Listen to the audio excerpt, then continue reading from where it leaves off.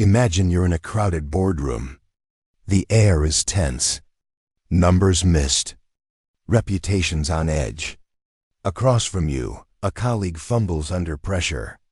Another paces.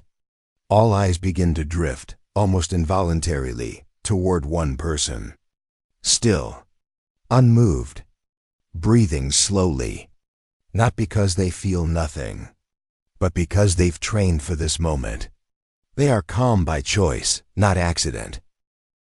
So what makes someone the calmest person in the room? We assume it is temperament, perhaps training. Rarely do we consider it might be philosophy, not just a belief, but a way of seeing and responding to the world, moment by moment. And yet this was precisely the claim of Marcus Aurelius, the Stoic emperor who ruled not from emotion, but from order. In this video, we'll dissect the anatomy of Stoic calmness, not as personality, but as a system of thought. A system that rewires how we respond to stress, authority, and disorder. Most people believe calm is a trait, but it is actually a choice, a philosophy enacted at the speed of thought. If you're ready to step beyond temperament and into steady control, keep watching. The Stoics viewed the universe as rational, ordered, governed by a principle they called the logos, a divine, organizing intelligence that permeates all of nature, giving structure and meaning to everything. We are not observers of this order. We are participants in it. To the untrained mind, chaos appears random. To the Stoic, it is simply the unfolding of a logic they've chosen to trust. This is the first layer of Stoic calm, metaphysical alignment. If all things happen through nature's law, why resist them emotionally? The storms of life do not rage against us personally. They are simply weather. Ask yourself, what if the stress you're feeling isn't personal at all? What if your reaction to it is just a misunderstanding? That it's more about how you're thinking than about what's actually happening. Marcus Aurelius wrote, "The mind without passions is a fortress." In Stoicism, composure does not come from avoiding difficulty. It comes from governing one's perceptions. This is the Stoic strategy of judgment control. The idea that emotions are not caused by events, but by the judgments we attach to those events. Cognitive psychology now echoes this. Reframing a situation changes our emotional response to it. Marcus knew this centuries ago. So he trained his perceptions. Morning drills. Mental rehearsals. Deconstructing appearances. A banquet becomes dead fish. Wine becomes fermented grapes. The goal wasn't about living a harsh or joyless life. It was about building mental strength that could resist being shaken. When was the last time you examined your fear and asked, "What judgment is this built upon? And who gave me that judgment?" In leadership, calm is not passivity. It is weaponized stillness. Marcus ruled during plague, betrayal, and war. He made decisions with composure, even when blood was in the water. Consider this. When a general declared himself emperor in rebellion, Marcus responded not with outrage, but with restraint. He concealed the news to prevent panic. He planned deliberately. He forgave publicly. This is the strategic inversion. Calmness, when most expect rage, becomes a source of psychological dominance. What could you accomplish if your mind were not hijacked by outrage, stress, or fear in critical moments?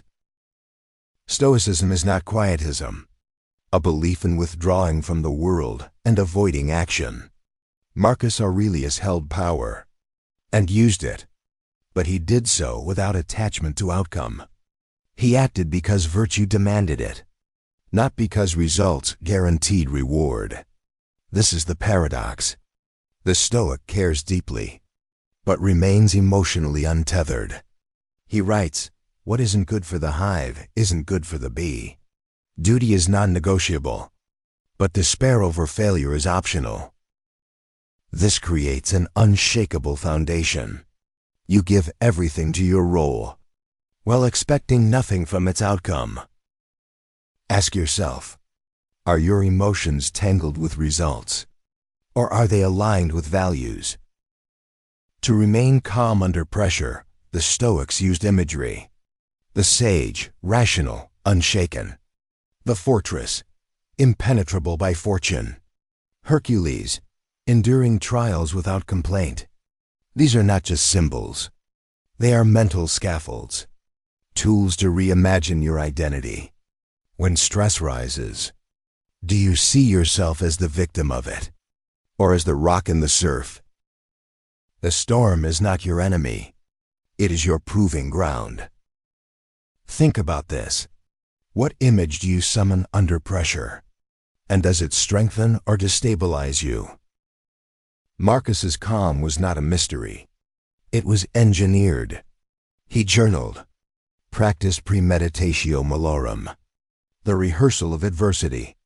He stripped down emotions to their core judgments. He reminded himself, you have power over your mind, not outside events. Ancient Stoicism called it freedom. Ask yourself, how often do you train your mind to anticipate insult, fatigue, and betrayal without surprise? What is your daily discipline for composure? Ultimately, Marcus used scale to preserve serenity. He viewed time from the perspective of centuries. He saw problems as droplets in an ocean, and so he could act decisively without obsession. He wrote, Alexander and his mule driver both turned to dust. It's about seeing things in a bigger picture, putting problems in their proper place. When you zoom out far enough, even your crisis becomes small. And in that shift, calm returns. When did you last question the scale of your concern? And what would it look like to do so now? Calmness is not emotional absence. It is emotional alignment with reason. It is not weakness. It is capacity restrained by clarity. And it is not merely surviving the moment, but commanding it from within. If something in you feels different now, subscribe and stay close.